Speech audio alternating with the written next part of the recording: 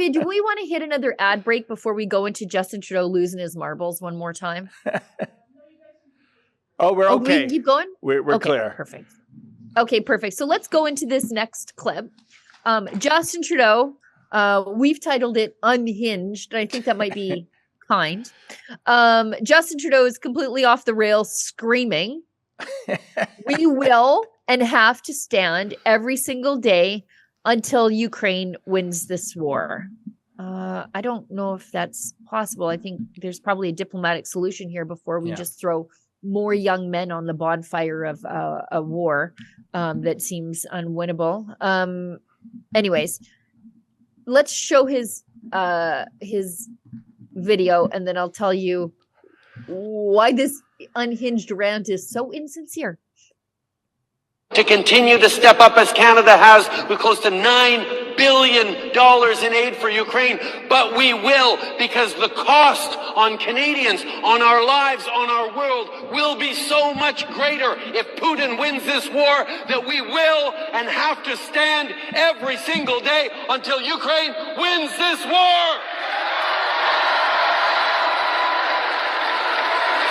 The stakes are high for Canadians.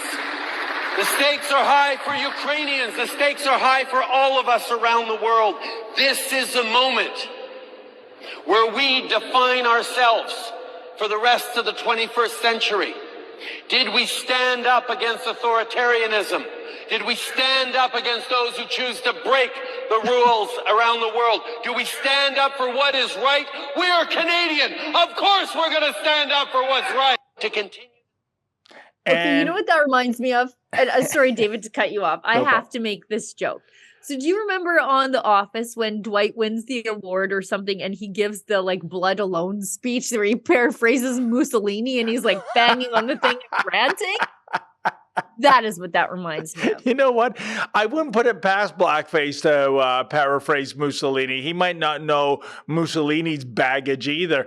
But, you know, tell me, Sheila, what was the venue for that? Because once again, I couldn't help notice Blackface, the part-time drama teacher, doing the three things he always does when he's addressing a... there's your clip you're talking about. Blood alone moves the wheels of history, Dwight said, as he paraphrases Mussolini. And look, it is exactly guys in The Office. Let's cut that side by side with Justin Trudeau's rant. And what a coincidence! He's wearing a brown shirt, no less. But you notice the three things: no tie, no jacket, the shirt sleeves rolled up.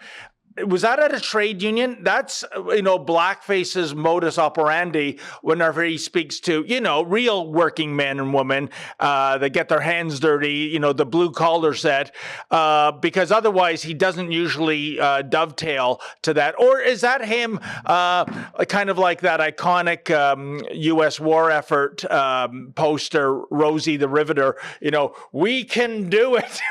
we can defeat the Russians. Oh, you won't see Blackface out on the front, though. No. He's too busy cutting checks of Canadian taxpayer money for Zelensky. But like I said, Sheila, who was he addressing in that clip?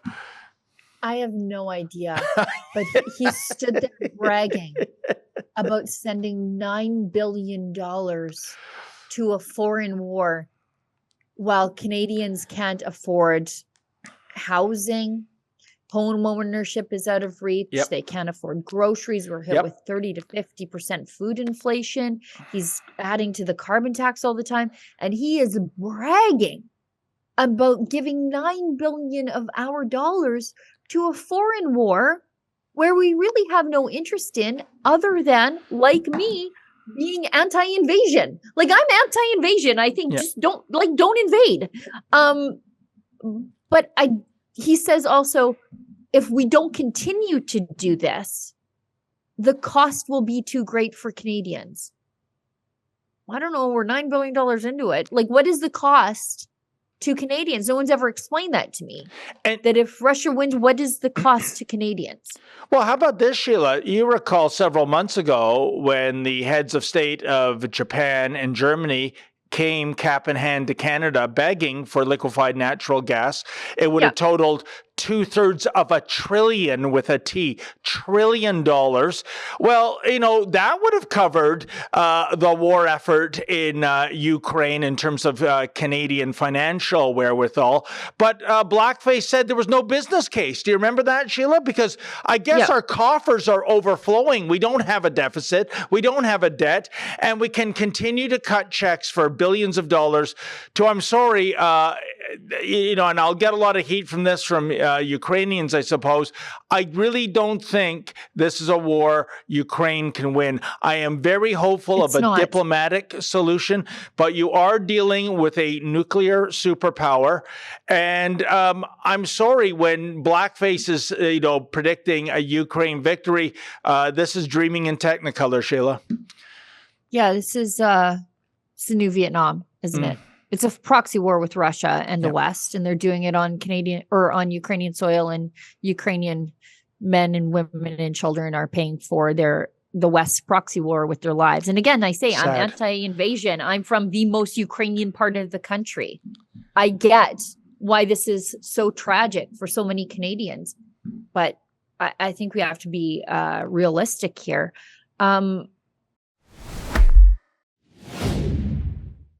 Once again, Justin Trudeau and his Liberals have made Canada the international laughingstock, this time by bringing a member of the Waffen-SS Nazi death squad to Canada to give him a standing ovation in the House of Commons, to call on the man responsible, Anthony Rota, the Speaker of the House of Commons, to resign or be fired. Please visit firerota.com.